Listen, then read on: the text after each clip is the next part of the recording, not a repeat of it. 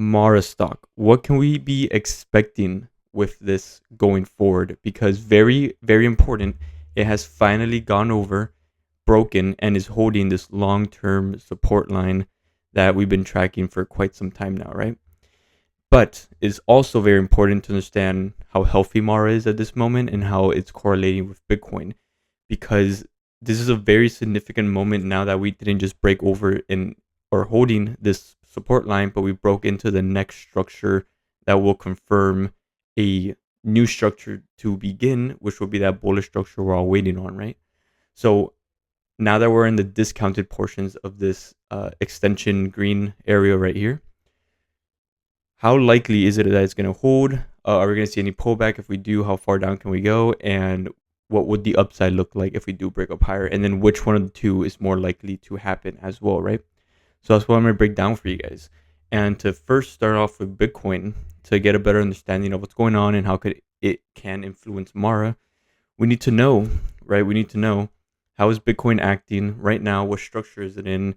How is it being affected by tariffs, and as well as the all the positive crypto news that we've seen lately in the White House, right? So to first get started, right, we know the CME gap has pretty much been confirmed to be complete. We bottomed out this red area perfectly, just like we did it into this red area, this one, this one. We've seen these areas act as really, really strong accumulation points, really strong indications of potential price bottoms in any dip we look at. So now that since we've seen that, we can confirm this to be pretty much in my opinion, because we've had a successful rally where we broke up over the 120 moving average, used it as support, found out that the price would go up higher to max out our bullish fib extension to confirm a potential change of structure. And now, since we came back down, retested the imbalance support, also retesting the retracement area in blue as successful support, and we started rallying up higher, we can confirm that a potential higher high and a higher low structure is forming. Instead, it got canceled out a little bit. We ended up breaking past this retracement area. We also used the imbalance area as potential resistance, but came back down, used the 120 moving average as support, and broke up higher. We didn't make a higher high. We didn't do a second test of this 1 week liquidity at 95K.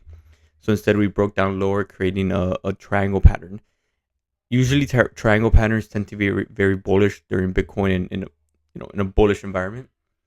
But ever since previous ones, we've seen it break down to the downside, which doesn't really happen that often. But now, since we are in these discounted ranges, it's very, very possible that this can break up to the upside. And with the evidence that we have that this could potentially break up higher is previous imbalance acted as strong support. We broke up higher, kind of trying to respect the resistance part of this triangle. We came down lower, used the imbalance as pretty much a perfect support. And now we're just kind of trading sideways a little bit while the RSI begins to kind of reset. Normally, when we see the prices consolidate like this, where it gets sharper, and we see the RSI beginning to attempt a reset by kind of flattening out, we know that a big move is going to happen either to the upside or to the downside. As of right now, though, tariff fears have not gotten worse. We continue to see more institutional adoption, more states and governments, companies is acquiring more Bitcoin, supporting a strong foundation for the price to rally off of.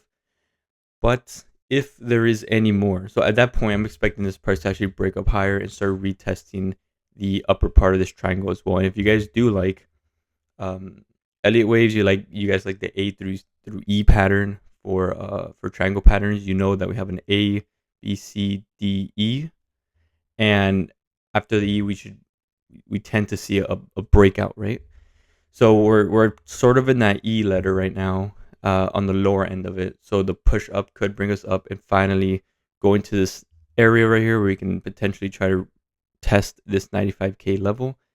If we can start trading within this area, we can confirm that, yeah, a bullish structure is forming and we can start pushing up higher to potentially a new all-time high area above $109,000. So, but what's the downside risk, right? Because so far we're seeing this act as strong support. We're seeing the price hold this level quite well. But if there's any more tariff fear. If there's any new thing influencing more fear, that can definitely go ahead and weaken this structure, and we can see a retest of the CME gap down here between 77 to 80k, and we can easily see a retest if that happens. If this falls, breaks below this support line, pretty much there's no strong support, and except going to like between 77 to 80k. I do believe the upside is more possible though, just because again the current structures look strong, support looks strong, and there is no new fear. So if there's no new fear and we still have a strong foundation building on Bitcoin, we can. It's fair to say we can be more positive, being confident with the upside potential for this, right? But this influences Mara, but not completely, because right now Mara isn't completely correlated in the way where we've been seeing in the last few days now, in the last like week or so, because Mara has a very strong their earnings report. If you guys know already, was very very strong. They're increasing their productivity. They're looking out into the future, and they're getting ready for any future potential risk involved with mining Bitcoin, especially when the next halving happens. It'll become a lot more difficult. But they are acquiring more Bitcoin. They're holding on to a lot of it. Their balance sheet is growing, and they crushed earnings, right? So now, what we can be expecting, right, is so far, just to be on the safe side, we know that the RSI is pretty much just about maxed out, not completely. We were able to break past the 120, past the support, and into this green area to confirm a bullish trend. But we can't be too confident on this, just because besides this sustained rally, besides this very strong rally respecting support for the most part, nice channel upward, we're just in the discounted portion of this structure up here in green, right?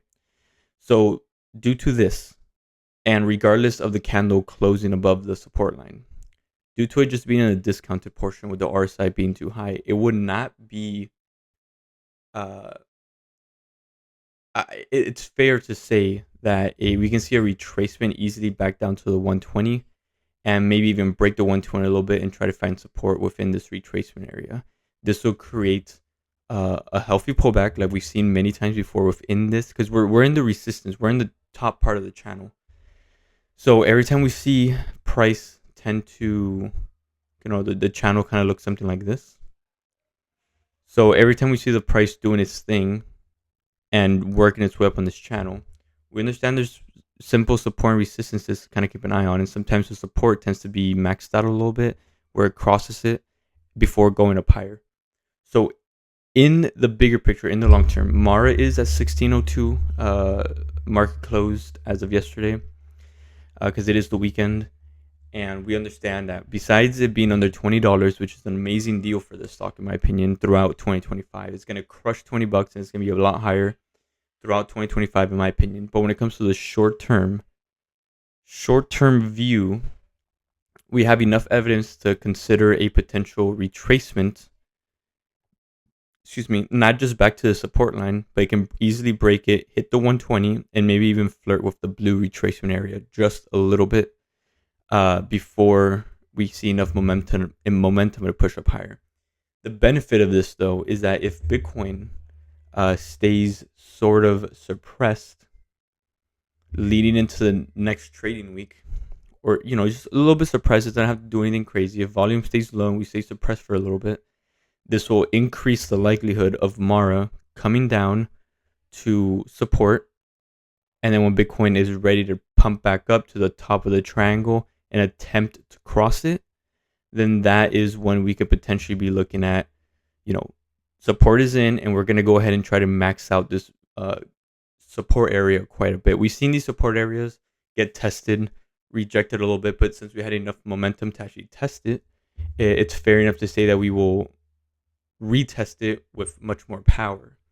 So that's kind of how I'm looking at Mara. Throughout 2025, amazing deal right now, amazing.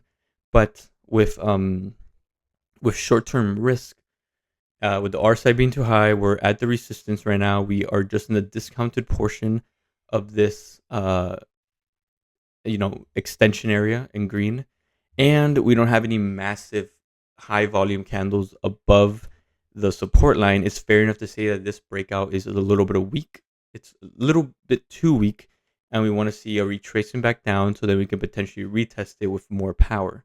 We have enough momentum to reach this area, so a retracement back down to the support line, even break the support a little bit, the 120, and flirt with the blue retracement area a little bit. This will open up the pathway to retest the screen with more power and go up higher. So short term, I'm bearish on this, not too bearish, but I do want to see a reasonable correction to factor in this move. And I'm not just talking about a little bit in it. If we can see something more like this, where we see a little bit of a stronger retracement, where it can potentially even come down to the 0.5, that would be more ideal. But super strong support around here as potential to retest this green area with more power, and then because right now we're just not seeing strong enough evidence that this is going to be sustained going into next week. It absolutely could, but it makes more sense to be a little bit bearish, just a little bit cautious, to let it retrace so that we can have enough power, more momentum to then go ahead and break into this area a bit more aggressively. Now, keep in mind though, as we come back down, especially on this 1 hour candle chart, we also want to see when it comes down, the RSI bottoming out. It doesn't have to bottom out like this aggressively. If it does, that's even better. But we want to see the RSI really flirt with that 30 number, bottoming out the RSI. So we want to see the retracement. We want to see that happen so we can have enough, a stronger possibility of breaking up higher into this area, and it will create a much more clear setup. So RSI is very important.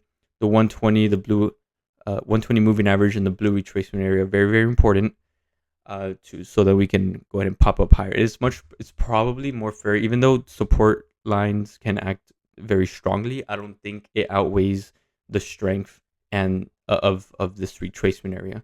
So when the price breaks below the support line, it's better to keep an eye on the stock as the RSI bottoms and it starts to kind of consolidate a little bit between the 0.5 or around that 0.5 to 0.35 area. So I want to see the support break a little bit so we can go into a much more reasonable, much more strong support before the possibility of going up higher, guys. So that's pretty much my opinion on Mara. They're doing very well fundamentally with their company right now. They've proven that with their earnings and their outlook. But short-term risk is still a thing, especially again as Bitcoin stays suppressed for a little bit. It can even go up higher throughout this evening, Sunday, and then maybe come back down and do another retest of support before, it decides if it wants to start breaking up higher and proving more momentum. So yeah, guys, hopefully this made sense, and I'll catch you guys in the next one.